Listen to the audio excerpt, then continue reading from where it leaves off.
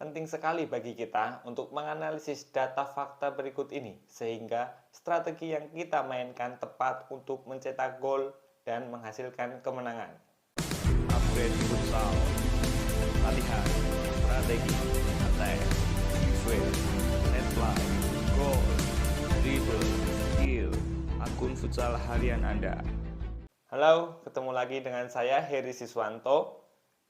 Kali ini kita akan membahas data statistik dari kejuaraan AFF 2019 di Vietnam. Kenapa demikian? Karena bagi saya sangat penting bagi kita untuk mengetahui data dan statistik sebuah pertandingan. Dalam hal ini kaitannya kita akan membahas tentang proses terjadinya gol, di mana gol itu tercipta, bagaimana gol itu tercipta, dan kapan gol itu tercipta. Sehingga kita bisa menentukan strategi yang tepat untuk tim kita. Langsung saja, data yang pertama adalah data di mana terjadinya gol. Di sini saya punya data sebagai berikut, bisa dilihat di layar. Ada dua data yang saya punya. Yang pertama adalah dari Sports Science Journal di tahun 2016. Ini sebagai data pendukung saja, di mana kita bisa lihat. Saya juga sudah menuliskan di tactical board dari masing-masing sisi di mana terjadinya gol. Dari data tersebut, teman-teman tadi bisa screenshot silahkan dari video ini, sehingga bisa disosialisasikan kepada pemain, kepada teman-teman semuanya. Yang pertama, menunjukkan bahwasannya tempat yang paling berbahaya untuk mencetak gol adalah area penalti. Ya, sekali lagi, tempat yang paling berbahaya untuk mencetak gol adalah area penalti. Berikutnya, area yang lebih berbahaya berikutnya adalah area di depan circle penalti atau di depan kotak penalti, bahasa sederhananya seperti itu. Dari samping-samping juga ada, tetapi angkanya cenderung sedikit. Kita coba ulas satu persatu. Harapannya nanti teman-teman semuanya juga ikut menganalisis, sehingga bisa mengarahkan strategi tim dari teman-teman semua untuk praktik di lapangan, sehingga lebih mudah untuk mencetak gol dan meraih kemenangan. Yang pertama, dari sisi area penalti, ya. Kenapa banyak sekali di sana terjadinya gol? Karena sisi ini merupakan area yang berbahaya, di mana ketika bola sudah berada di sini, biasanya pemain bisa mengarahkan bola langsung ke gawang kita. Beberapa hal yang terjadi yang mempengaruhi banyaknya gol dari sini adalah salah satunya yaitu kemelut. Kemudian gol tiang kedua atau gol tiang jauh. Ada lagi penetrasi, ya, pemain menggiring bola sampai circle kemudian di shooting. Itu adalah 3 poin penting terjadinya gol di sini. Yang pertama adalah adanya kemelut. Berikutnya adalah pemain mendapat bola di tiang kedua, dan yang ketiga adalah aksi individu dari pemain. Berikutnya di area yang berbahaya kedua, yaitu di depan circle penalti, bola-bola di sini, gol-gol di sini biasanya tercipta melalui proses build up yang diarahkan kepada pivot. Biasanya pivot itu meminta bola di area sini, ya. Biasanya pivot akan meminta bola di area sekitar sini, sehingga bolanya akan dikembalikan kepada pemain yang muncul dari belakang di area sini, sehingga pemain tersebut bisa melaksanakan finishing dengan shooting ke gawang. Atau kecenderungan yang kedua dari area ini terjadinya gol adalah aksi individu pemain, atau gol jarak jauh yang dihasilkan dari set piece maupun dari penetrasi individu pemain tadi. Sehingga secara garis besar ada dua, saya ulangi. Yang pertama adalah bola pantulan dari pivot, berikutnya adalah shooting jauh yang dihasilkan dari penetrasi individu pemain ataupun dari set piece tendangan bebas. Berikutnya yang berada di samping-samping ini biasanya diraih dari gol-gol kick in set piece atau aksi individu pemain, melewati satu pemain kemudian melakukan finishing. Nilainya cukup lumayan, di mana di flank sebelah kanan penyerangan lawan, artinya kan menyerangnya ke sana, di sana itu lebih produktif dibanding yang dari sini. Kenapa bisa demikian? Biasanya kecenderungannya pemain yang kidang atau dominan kaki kiri memang memiliki keunggulan dalam melaksanakan dribbling. Biasanya cut off langsung ke tengah kemudian shooting. Begitu. Berikutnya dari area titik penalti ke bawah atau titik penalti ke tengah masih ada lumayan banyak gol, yaitu 14 gol, 8 di sisi kanan pertahanan lawan, 6 dari sisi pertahanan kiri lawan. Gol-gol dari sini sudah pasti dapat dipastikan adalah gol-gol tendangan jarak jauh. Biasanya satu orang melaksanakan blok, lawan kita bisa melepaskan diri, shooting. Itu hal-hal yang bisa menciptakan gol di area ini. Ini di tahun 2016, lama. Saya punya data lagi yang bisa teman-teman juga lihat sebagai berikut. Juga sudah saya tuliskan di tactical board sehingga saya menjelaskan bisa lebih mudah. Datanya mirip dengan data yang tadi, mirip sekali, bahkan cenderung sama. Di mana jumlah gol yang tercipta di area penalti itu sebanyak 63 gol. Ini merupakan data Piala AFF 2019 di Vietnam.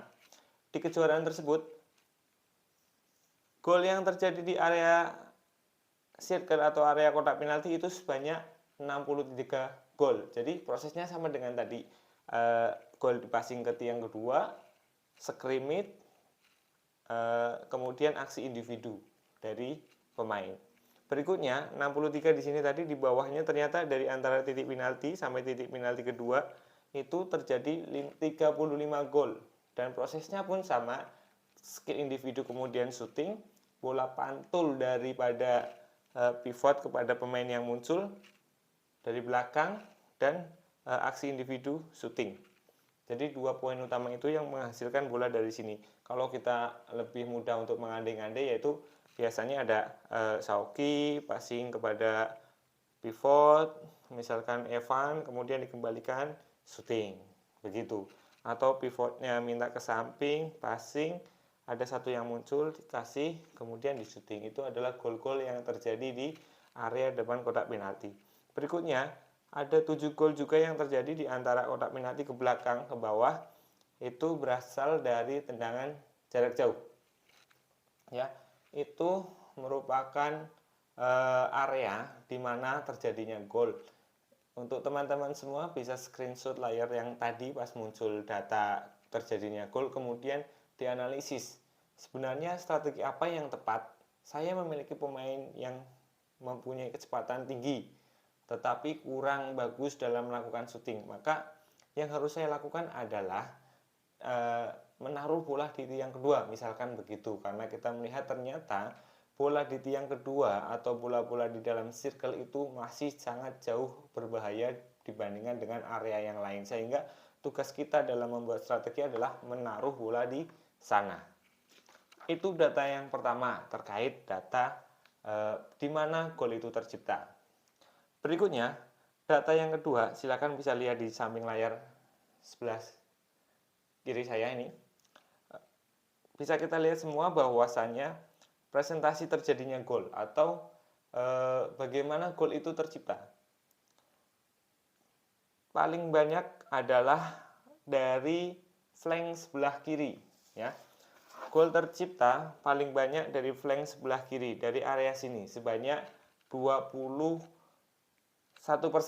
ya. Jadi muncul kombinasi dari area sebelah kiri kemudian menghasilkan gol, entah itu dari dalam kotak penalti maupun dari luar. Tetapi build up-nya melaluinya adalah flank yang berada di sebelah kanan,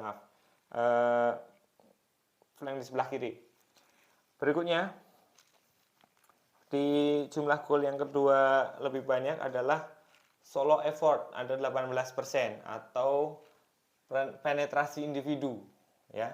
Kemampuan individu kita melewati 1-2 pemain kemudian di shooting ke gawang itu menempati peringkat kedua.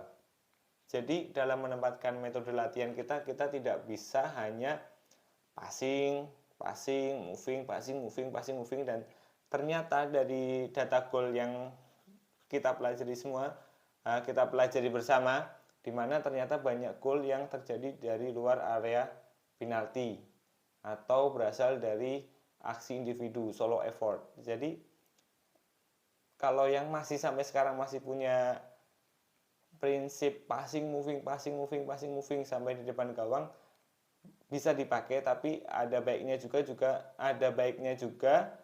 mempertimbangkan data ini juga. Berikutnya, data lagi yang banyak mencetak gol adalah dari flank sebelah kanan, ya, dari flank sebelah kanan. Itu sebanyak 17,9%. Kemudian ada kesalahan defense ada 8,9%. Dan yang perlu kita perhatikan lagi di mana dari data tersebut menunjukkan bahwasannya after kick in itu ada 6,4%. Berarti set play kick in itu sangat penting. Bahkan di sini lebih banyak dibandingkan dengan set play dari tendangan bebas. Corner sedikit, ya. Bahkan dari after kick in ini lebih banyak dari jumlah gol penalti. Dan dari sini ternyata data ini menunjukkan bahwasannya kick in itu sangat penting. Sekali lagi saya sampaikan bahwa kick in sangat penting, sehingga ada baiknya bagi kita untuk lebih serius ketika tim kita mendapatkan kick in. Jadi saran dari saya, silakan teman-teman semua bisa mempelajari video-video set play dari saya yang ada di video-video kita. Silakan buka profil kita, kemudian cari-cari video yang kaitannya dengan set play. Itu merupakan bagaimana gol tercipta. Ya, itu data yang kedua. Kita sudah mengulas 2 data. Masih ada data satu terakhir, yaitu adalah waktu terjadinya gol. Silakan dicermati data berikut terlebih dahulu. Kapan gol tercipta? Oke, langsung saja kita di interval 5 menit pertama. 5 menit pertama dari data AFF 2019 di Vietnam, ternyata ada 8 gol, ya. Itu sedikit. 8 gol itu sedikit. Kenapa demikian? Kalau menurut saya di 5 menit pertama kedua tim masih saling mengenal strategi satu sama lain, sehingga masih cenderung untuk bermain aman. Berikutnya di interval berikutnya 5 menit berikutnya, yaitu ada 15 gol. Kenapa bisa demikian? Kalau analisis dari saya atau teman-teman nanti punya analisis yang lain bisa disampaikan di kolom komentar. Di menit ke-6 sampai di menit ke-10 ternyata ada banyak gol yang tercipta di sana, yaitu 15 gol. Kenapa bisa demikian? Kalau menurut saya adalah faktor pergantian pemain. Biasanya di paketan pertama atau pemain utama itu bermain sekitar 1 sampai 5 menit pertama. Setelah itu ada pergantian pemain. Ya, ganti yang main paket berikutnya. Kenapa bisa terjadi banyak gol? Biasanya adalah paket pemain atau kualitas pemain pelapis itu tidak seimbang dengan paket utama. Ya, sehingga banyak hal yang tidak terduga biasanya. Salah satunya faktornya adalah kurang siap mental, belum panas dan lain-lain. Karena tensinya sudah mulai tinggi, kita baru masuk belum panas, kalau pemainnya tidak siap maka akan kebobolan. Itu juga yang mempengaruhi kenapa di interval 5 menit kedua banyak terjadi gol. Kemudian di menit ke 11 sampai 15 golnya lebih sedikit nih, ada 9 gol. Itu artinya bagaimana sih? Ya, karena paketan yang tadi sudah keluar istirahat kemudian dimasukkan lagi, sehingga kedua tim biasanya akan mempertemukan lagi paketan utama, ya, atau tim utama dari masing-masing tim yang bertanding, sehingga proses terjadinya gol juga sedikit karena kedua tim menurunkan pemain terbaik. Berikutnya lagi-lagi di interval 5 menit berikutnya yang asumsinya kita adalah pemain sudah ganti lagi, ya, karena kalau kita memaksakan satu pemain lebih dari 7 menit biasanya cenderung riskan karena pergerakannya pasti akan mulai melambat. Di sana ada 14 gol. Ya, kalau menurut saya ya faktor pemain lapis kedua tadi. Berikutnya, memasuki babak kedua di 5 menit pertama, paketan yang katakanlah kita anggap sebagai tim utama itu mulai bermain terbuka, sudah mempelajari di babak pertama, babak kedua sudah mulai bermain terbuka sehingga terjadi 15 gol di sana. Berikutnya di interval berikutnya di menit ke 25 sampai menit ke 30 itu terjadi 20 gol. Kenapa bisa demikian? Karena kedua tim sudah mulai bermain terbuka. Terutama jika pertandingan-pertandingan yang memang sengit, salah satunya adalah pertandingan yang ketika penyisian grup kita harus menang mau tidak mau untuk bisa lolos, maka tim tersebut sudah otomatis akan bermain terbuka untuk menyerang, untuk mencetak gol. Berikutnya, di 10 menit terakhir ternyata kalau kita bagi dua sama-sama interval 5 menitan ada terjadi 21 gol.